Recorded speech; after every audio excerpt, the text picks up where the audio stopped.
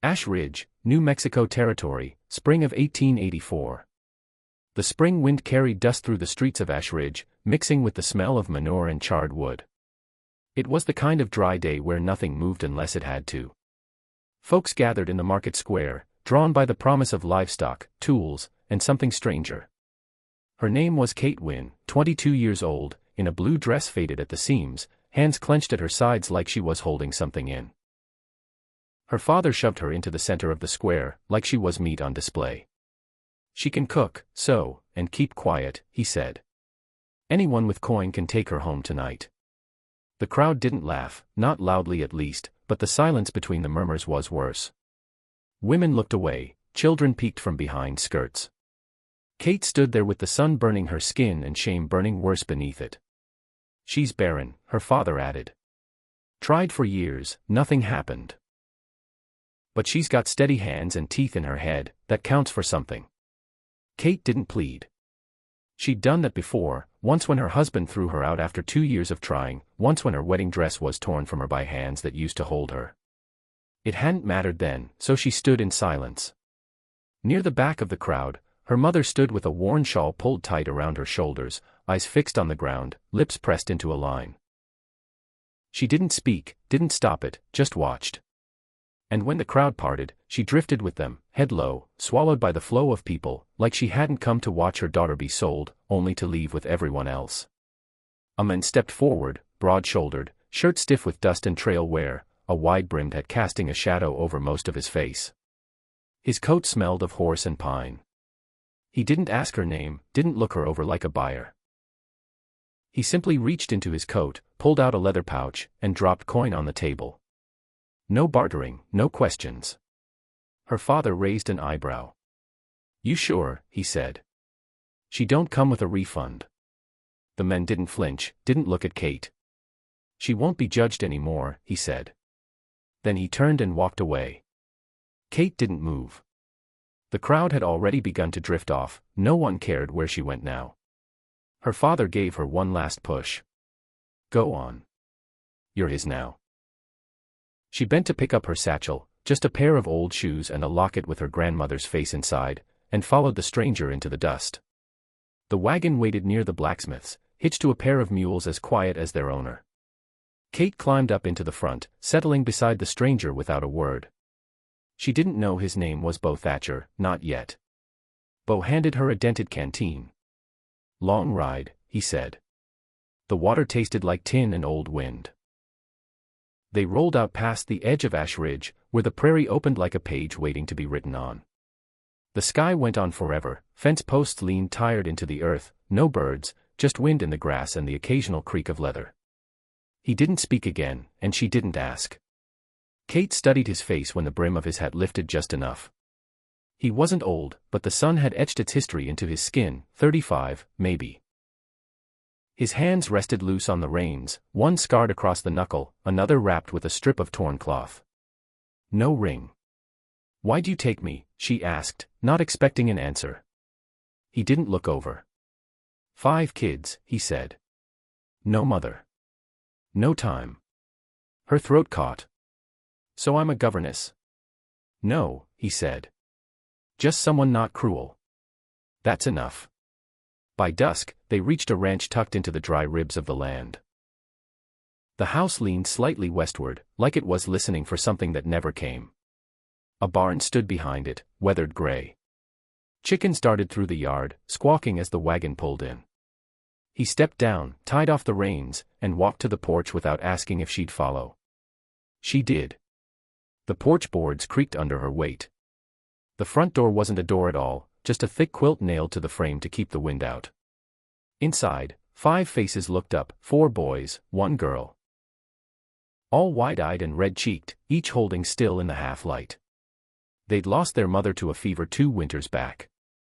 Since then, the silence in that cabin had been louder than any storm. "This is Kate," Bo said. "She'll be staying." The youngest, Samson, maybe 5, walked straight to him and wrapped both arms around his leg. Bo bent down, scooped him up with one arm, and opened a door with the other. "Room's upstairs," he said to Kate. "Water's in the bucket, still warm." She climbed the stairs slowly, her hand trailing the wall. The bedroom was small and plain, a wash basin, a narrow bed, a window looking out toward an open field lined with fence posts and dry grass. She set her satchel down and sat on the edge of the bed. She didn't cry, not yet, but her hands trembled in her lap. She stayed there, listening to the sounds of strangers in a house that wasn't hers. Not yet. Morning brought the smell of smoke, old coffee, and something burning in the pan. The cabin stirred early, footsteps on creaking boards, the thud of boots by the door, soft chatter broken by occasional coughs. Kate moved carefully. She didn't yet know who slept light, who spilled sugar, who liked their eggs hard or runny, if there were eggs at all. The children stayed quiet around her. Judah, the eldest, watched her with folded arms and a look too old for his age. Levi whispered to Gideon, who kept glancing at her like he was working out a problem in his head. Mira, the only girl, sat near the fire and clung to a scrap of fabric she refused to let go. Samson hovered nearby and mimicked her every move in silence. She tried to cook, the beans turned to paste, the bread wouldn't rise. She spilled the coffee pot, and the tin burned her hand. Later, she tried sewing a ripped sock and jabbed her finger twice. The needle rolled beneath the stove. She said nothing, only pressed her lips together and swept the floor until her shoulders ached. That afternoon, while lifting a pot of stew from the stove, her grip slipped. The cast iron crashed to the floor, stew splattering across the boards. The sound startled the hens outside. Inside, the children froze. Kate stood still, heart pounding, waiting for the shout, waiting for the snap she had heard before. Then the front door opened. Bo stepped in. He looked down at the mess, then at her. Without a word, he crouched, picked up the pot, dumped what was left, and wiped the floor with a towel. "It's just stew," he said. And that was it. He walked back outside. Kate stayed frozen for another minute, the rag still in her hand. The heat still rising in her throat, except this time, it wasn't shame. It was something quieter, something she didn't yet have a name for. That night, after the dishes were scrubbed and the children had disappeared into their rooms, she sat on the porch with her hands in her lap. The night air was cool, stars burned clean above the roofline. She tried not to cry. She failed. Later, she crept from room to room. Mira had kicked off her blanket. Levi mumbled in his sleep. Samson was curled up with his hand in his mouth, the way the very young still believe someone would carry them through the night. Mira stirred and whimpered. Her forehead felt warm, too warm. Kate stepped into the hall. Bo was already there. "She's burning," she said. "I need willow bark, mint, if you have it." He didn't ask questions. He turned, and within minutes she had everything. She boiled water, crushed herbs, drenched cloth.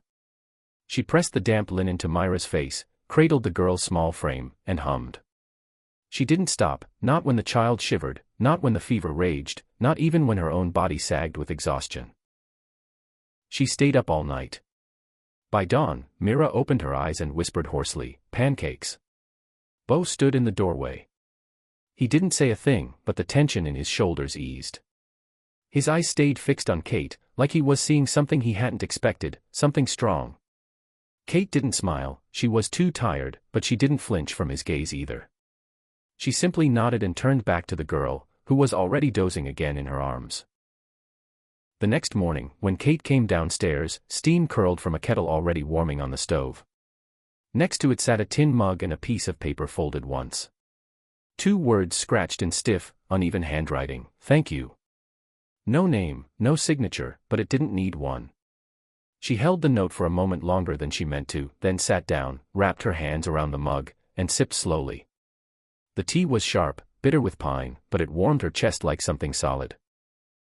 Through the window, the prairie stretched out, wind brushing through wild grass. She watched it in silence. Something in her, tired, tight, and long kept shut, began to shift. Later that day, she was rinsing pots behind the cabin when Samson came wandering up, his arms raised. "Ma," he said, bright and sure. She turned, startled. He wrapped his arms around her legs and grinned, like he'd just named the moon.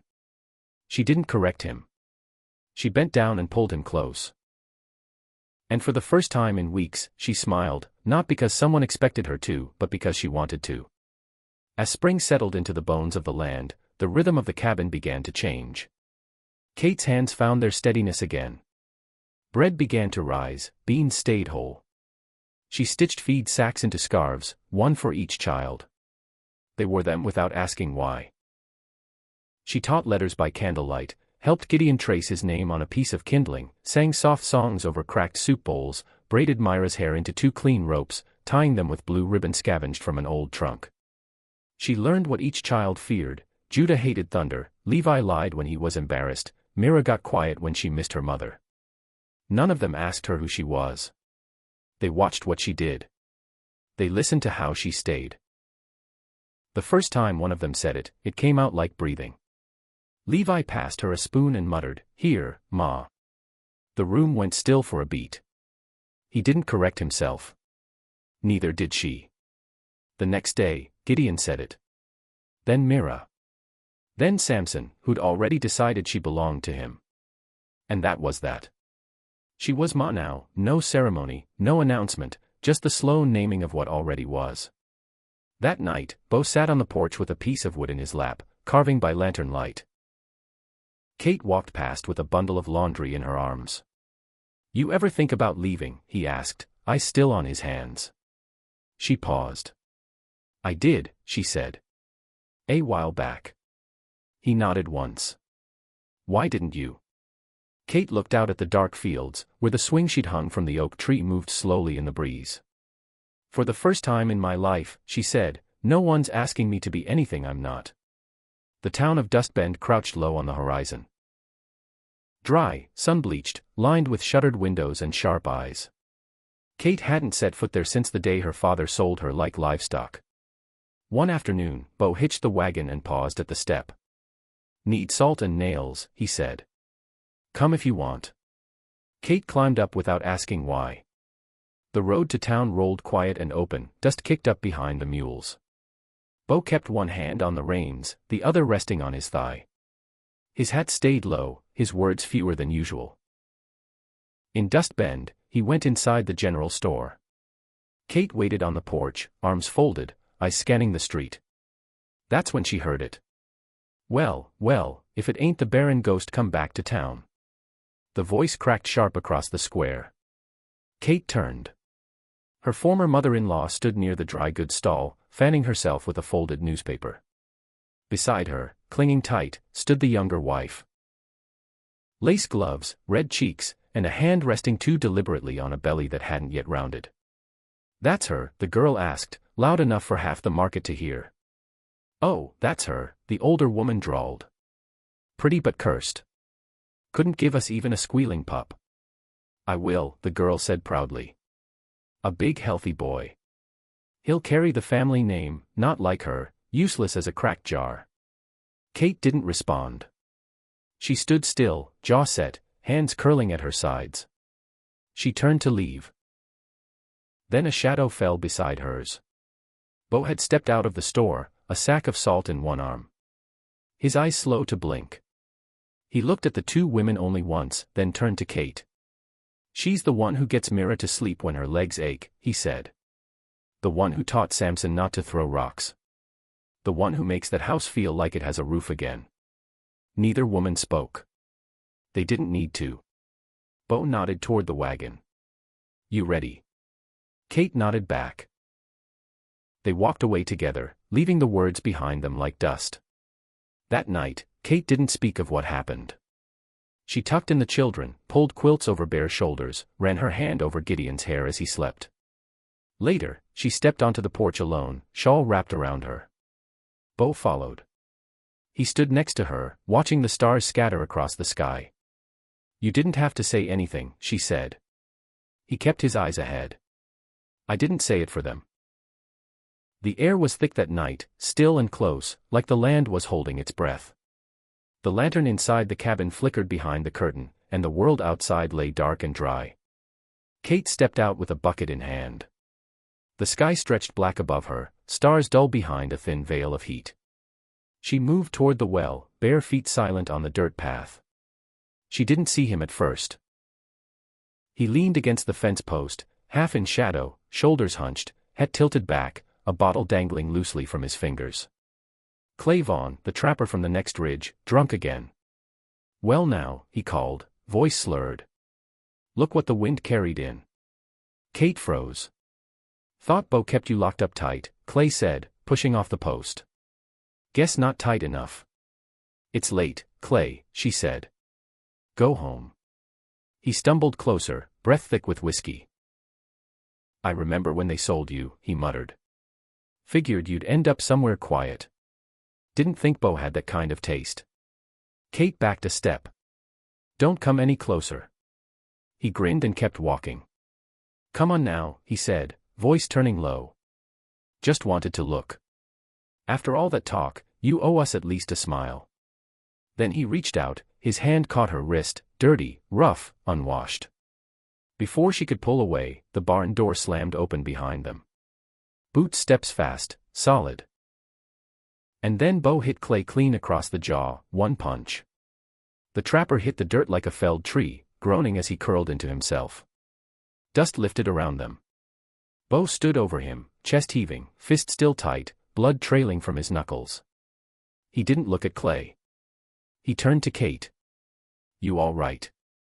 She nodded, but her breath came shallow. Her hand shook. "I'm sorry," she whispered. She didn't even know why. Bo stepped forward. He untied the red kerchief from his neck and gently took her hand, the one Clay had grabbed. He wrapped the cloth around her wrist, slow and careful. "No one touches you," he said, voice low, steady. "Not unless you say." Then he looked at his bleeding hand and shook his head. "Damn fool," he muttered, not at her, not at Clay, but maybe at the world. Back inside, Kate boiled water and cleaned his knuckles in silence. The room smelled of soap and copper and smoke. "You didn't have to do that," she said. Bo didn't flinch. "He put his hand on you. You don't like fighting. I like it less when someone scares you." She stopped pressing the cloth to his skin, with a little more pressure. "I cried," she said, voice catching. "But not because I was scared." Bo looked up. "Because no one's ever stood up for me like that." He didn't answer, but something passed in his eyes, something warm, unguarded, as if her words had settled deep in him.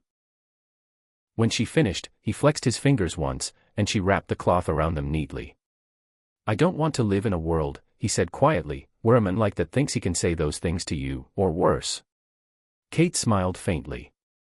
Her wrist still ached, but her heart did not. The morning was. Kate ran, her heart pounding so hard she couldn't hear her own footsteps. She filled a pot and grabbed the clean muslin from the cupboard. By the time she returned, Bo had cleared the kitchen table and laid Gideon across it. His pant leg had been cut away, blood oozing from a jagged gash along his thigh. Kate pressed the cloth down. The boy cried out, teeth gritted, fist clenched. "I know, baby," she said, her voice cracking. "I know it hurts. Just hold on." She worked with trembling hands. Her tears dropped to the cloth as she wrapped the wound tight, knot after knot, press after press. Red soaked through the fabric, but the bleeding slowed. Bo stood nearby, silent, watching. Then Gideon blinked up at her, pale but awake. "Don't cry, Ma," he whispered.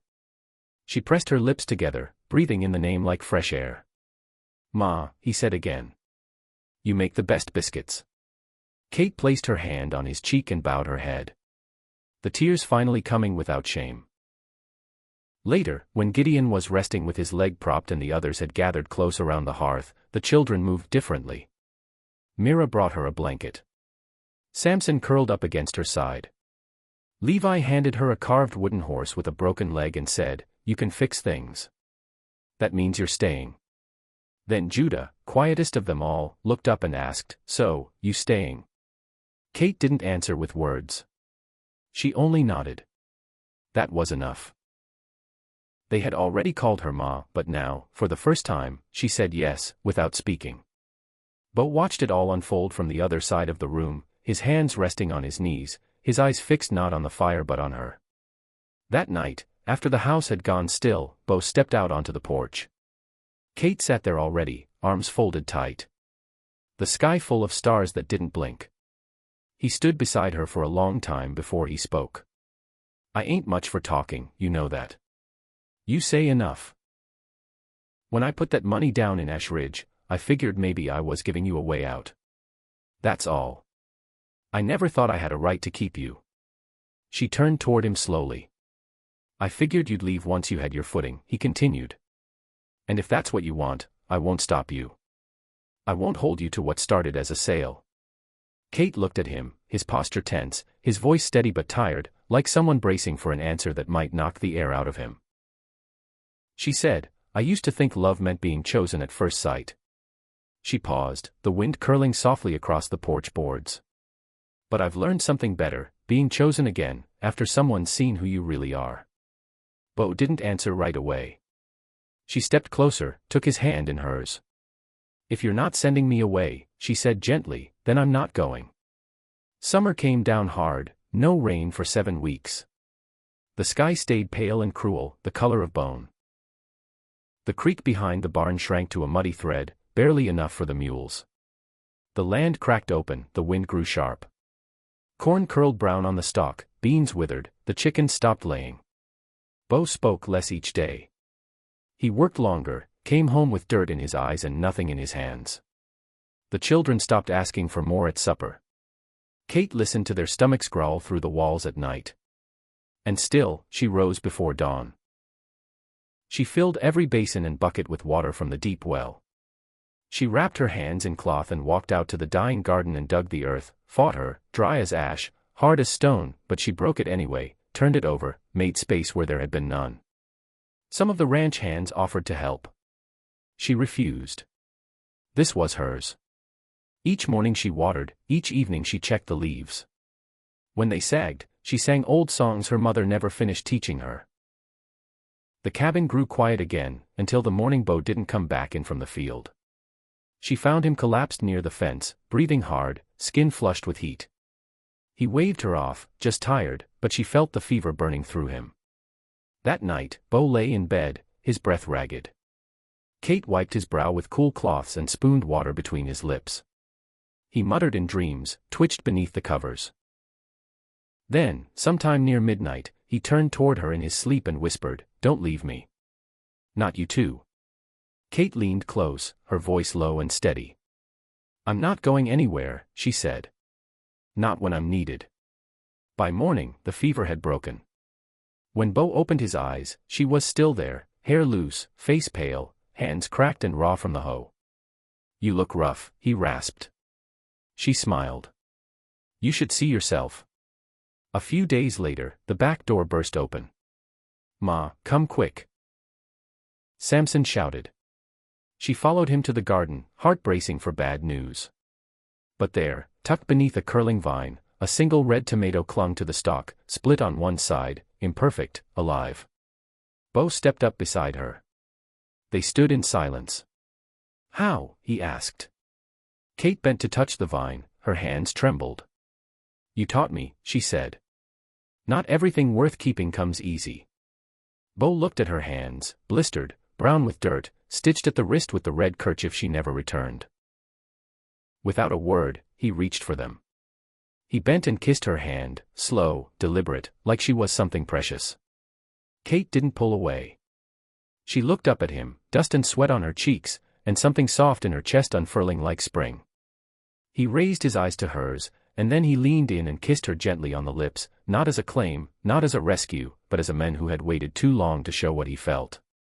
She returned the kiss. There was no music, no audience. Just the creak of the wind and the rustle of a garden that should have died, and didn't. That night, they sliced the tomato into 6 thin pieces, one for each child, and one to share between them. They ate slow, like it was something special. And when the children fell asleep curled in quilts across the floor, Bo reached for her hand. "I don't have much left," he said.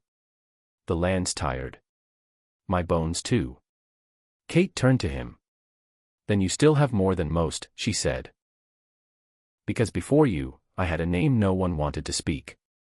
Now I have a garden that remembers my hands, children who call me home, and a man who lets me stay without asking me to be anything else." Bo touched her cheek with one thumb, rough as fence post bark. You never needed rain, he whispered, to grow something beautiful. They came in spring, not with dust on their boots like the rest, but with polished wagons, clean hats, and hands that hadn't held a shovel in years. 2 men. Government contractors. They brought papers, promises, and plans. There'll be a rail line, one said, spreading a map across the kitchen table. Cuts clean through this ridge. Elevation's perfect. The company's prepared to offer good money for the land. Kate stood near the stove, arms crossed. Bo didn't move from the doorway. We're not looking to pressure you, the other added. But think of what this could mean for your children, a new house, a better school, real security. Bo's eyes didn't leave the window. Outside, the swing hung crooked from the oak. Beyond that, the garden rustled in a soft wind. The soil still bore the marks of Kate's hands. The carved bench sat beneath the pine, where they had shared coffee and silence through hard seasons. He looked at none of them and saw all of it. No, he said. The men blinked. Sir, with all respect. Bo turned slowly, arms folded across his chest. I'm not selling. There's room to negotiate. You can turn your train, Bo said, or go through someone else's hill. The younger man opened his mouth again, but the older one placed a hand on his arm. They packed up their map and left without another word. That evening, as the sun dropped behind the ridge, Bo and Kate stood at the edge of the road with a plank of wood between them and a hammer in hand. The children watched from the porch. Bo held the sign upright.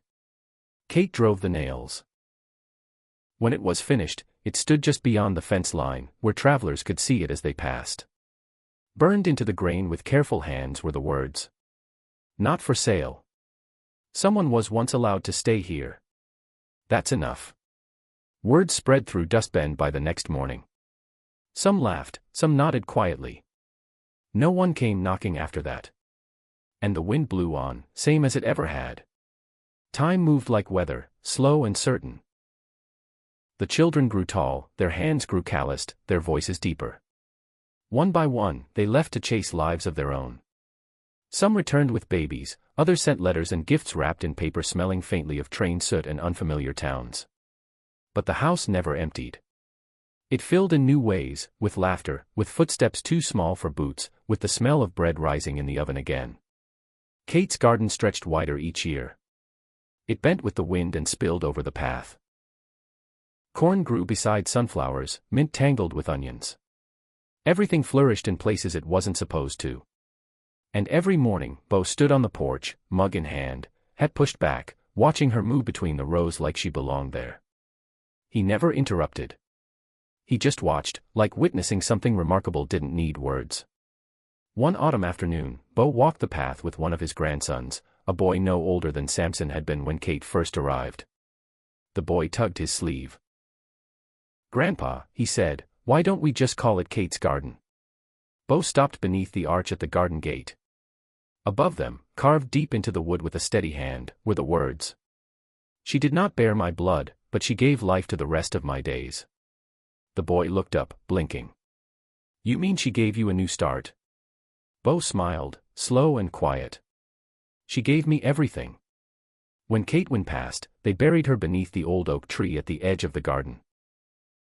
The same tree where the wind chimes had once hung, the same tree Bo had tied the swing to for Mira back when her legs were too weak to walk far, the same tree that had grown with them through drought and wind and long seasons. Bo carved her headstone himself, didn't let anyone else touch it. The stone bore only one line. Here grew everything she was never given, and all that she gave anyway. After that, Bo rose with the sun each morning and sat beside the grave. Sometimes with coffee, sometimes with a carved bird he hadn't finished, sometimes with nothing but silence. He never said much, but he didn't have to. Until one day, he didn't come in. They buried him beside her, beneath the whispering branches. The wind chimes long rusted, the swing rope faded to gray. And the garden. It kept growing, even when frost came early, even when the earth cracked again, even when the rains were late. It grew back, not in neat rows, but in wild spirals of life. Mustard greens in the fence line, beans coiling up the porch rail, sunflowers taller than memory. Long after the railroad curved around the hill, long after the men with maps forgot why they came, travelers still passed the fence at the edge of the land where Bo and Kate made their home. They slowed their wagons just enough to read the sign nailed there, the same one Bo and Kate had put up together. It read, "Not for sale." Because sometimes a place remembers those who refuse to leave. And sometimes dry hills bloom for the ones who chose love when no one else did.